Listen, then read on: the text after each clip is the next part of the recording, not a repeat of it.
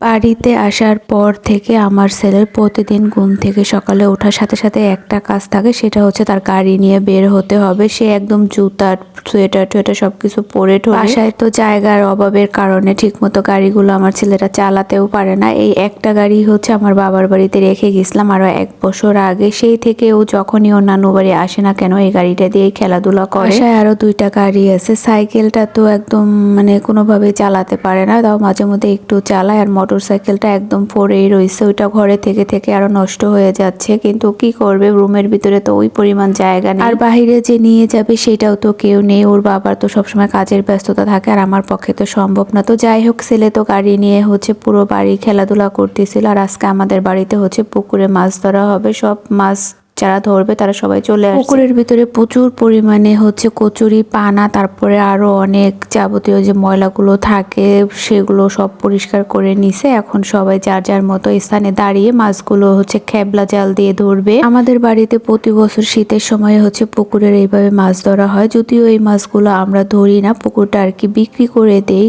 Just এই একবারের জন্য। মাছ ধরে নিয়ে ওরা চলে যাবে। এর পরবর্তীতে হচ্ছে পানিটা সেচে বাকি যে মাছগুলো থাকে ওইগুলো হচ্ছে চৈত্র মাসে ধরে ফেলা হয়। এরপরে আবার নতুন পানি আসলে নতুন পানিতে যা মাছ হয়। তো যাই হোক, ওইখানে মাছ ধরতে ছিল, আমরা আবার বাড়িতে চলে আসলাম। সবাই সবার মতো প্রতিদিনের মতো ঘুম থেকে উঠে চা নাস্তা খেয়ে যার যার কাজে শেষে ব্যস্ত। এখানে মা, বড় আপু, মেজো আপু, আমার ভাগিনা সবাই রান্না করে কাজ করতেছিল। আর আমি ঘুম থেকে উঠেই বের হয়ে দেখলাম মাছ ধরতেছে। ওইখানে কিছুক্ষণ সময় কাটানোর পরে ভিতরে এসে ফ্রেশ ট্রেশ হয়ে এখানে মা ভিজানো পিঠা বানাইছে, সেগুলো খাচ্ছিলাম। প্লেটে নিয়ে খাবো সেই সময়টাও আমার হচ্ছিল না, এত পরিমাণে ক্ষুধা লেগে গেছে। পরবর্তীতে মা একটা প্লেটে এনে তারপরে হচ্ছে আমাকে এখানে বেড়ে দিছে খাওয়ার জন্য। তো আমি এখানে বসে বসে হচ্ছে পিঠাগুলো খাচ্ছিলাম। এত সফট হয়েছে ভিজানো পিঠাগুলো, খেতেও খুব মজা হয়েছিল। আমাদের বাড়িতে ভিজানো পিঠার ভিতরে নারকেল দেয়া হয় না, এমনিতেই প্রচুর পরিমাণে দুধ আর খেজুরের গুড় দিয়েই হচ্ছে ভিজানো হয় পিঠাগুলি। আর আমার মায়ের হাতের এই ভিজানো পিঠার কোনো তুলনাই হবে না, এতটা সুন্দর হয় মায়ের হাতের পিঠাগুলো। তো যাই হোক, পিঠাটা খাওয়া শেষ করে এরপর আমি একটু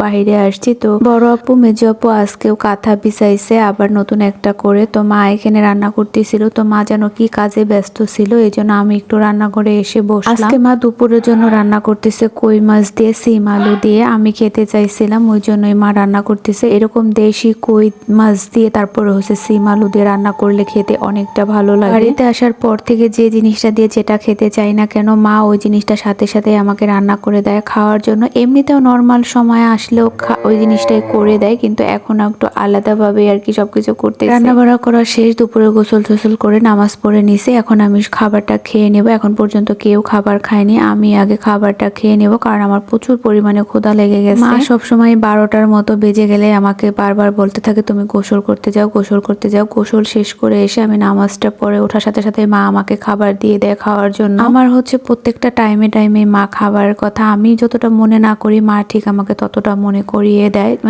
তার কথা হচ্ছে যে সময় যেটা খাওয়ার সেটা খেয়ে ফেলতে হবে। আজকে দুপুরের জন্য মা রান্না করছিল পাতলা ডাল, ছোট মাছ, টমেটো, আলু দিয়ে চচ্চড়ি, আর হচ্ছে কই মাছ দিয়ে সিম আলু দিয়ে একটা ঝোল তরকারি। আর এইখানে হচ্ছে সকালের টমেটো ভর্তা আর ডিম ভাজি রয়ে গেছে। মাছের তরকারিটা আমি নেইনি, শুধু ছোট মাছের চচ্চড়ি আর টমেটো ভর্তা দিয়ে খাবারটা খাচ্ছিলাম। টমেটো ভর্তাটা আমার কাছে অনেক ভালো লাগে, একটু টক টক লাগে, যার কারণে খাওয়া দাওয়া শেষ করে বাইরে এসে দেখি মেজো আপু এখানে উঠান ঝাড়ু দিচ্ছে। বাড়িতে অনেক পরিমাণে মানুষ এবং বাচ্চা কাচ্চা থাকার কারণে সকাল বিকাল 2 বেলায় ঝাড়ু দিতে হয়, তা না হলে ময়লার কারণে হাঁটা যায় না, এরকম লাগে। আর মাটির উঠান বাড়িঘর সবসময় ঝাড়ু দিয়ে না রাখলেও দেখতেও ভালো লাগে না। আজকে আপু অলরেডি চলে যাবে, এই জন্য সবকিছু গোছগাছ করে দিয়ে যাচ্ছিল। বড় আপু শুধু থাকবে, আর মেজো আপু আজকে চলে যাবে ওদের বাড়িতে। উঠানটা ঝাড়ু দেওয়া শেষ করে আপুর মেয়েরা সবাই রেডি ঠেডি হয়ে যে বের হয়ে যাচ্ছিল। ওরা যেহেতু অনেক দিনের জন্য আসছিল, এই জন্য ওদের বাড়িতে যে পালন করা মুরগিগুলো ছিল সেগুলো নিয়ে এসেছিল আমাদের বাড়িতে। তো সবকিছু গোছগাছ করে নিয়ে ঠিক এখন ওরা 3 মায়ে দিয়ে চলে যাচ্ছে, যেহেতু বাচ্চাদের স্কুল টিস্কুল খুলে গেছে, এখন আর চাইলেও থাকা সম্ভব না। আর ভাইয়া ফোন দিলে রাগারাগি করে, আর কতদিন বেড়াবা, এই জন্যই আপু চলে যাচ্ছে। তাছাড়া আবার কিছুদিন পরে আপুদের আবার আসতে হবে আমাদের বাড়িতে। এছাড়া আপু বাসায় যেহেতু টেলারের কাজ করে, অনেকগুলো কাজ জমে গেছে, এই জন্য মূলত তাড়াহুড়া করে যাচ্ছিল, তা না হলে আরো কিছুদিন পরে যেত। মেজো আপু আর মেজো আপুর মেয়েরা চলে যাচ্ছে দেখে আমার ছেলেটা খুব বিরক্ত করতেছিল। তো ওকে ঠান্ডা করার জন্য আপু হচ্ছে ওকে টাকা দিয়ে যাচ্ছিল যে, বাবা তুমি টাকা দিয়ে কিছু একটা কিনে খেয়েও, আমরা ঘুরে আসছি। আসতেছি। মেজো আপু যাবে হচ্ছে ওদের বাড়িতে, আর বড় আপু যাবে ওর শ্বশুর বাড়ি। এই পর্যন্ত আসার পর এখন পর্যন্ত যায়নি, এই জন্য ভাবতেছে বরিশাল চলে যাওয়ার আগে একটা দিন অন্তত তাদের বাড়ি থেকে আসুক। এই জন্য আপুদের সাথেই হচ্ছে বের হয়ে যাচ্ছিল। মেজো আপুর ছোট মেয়েটাও যেতে চাচ্ছিল না, ও ওর নানু বাড়িতে আসলে একদমই যেতে চায় না, যাওয়ার সময় কান্নাকাটি করে এবং জোর করে নিয়ে যেতে হয়। তো যাই হোক, এই ছিল আমার আজকের মতো ভিডিও। কেমন লাগলো সবাই কমেন্টে ভালো থাকবেন। আজকের ভিডিওটা এই পর্যন্ত। আল্লাহ হাফেজ।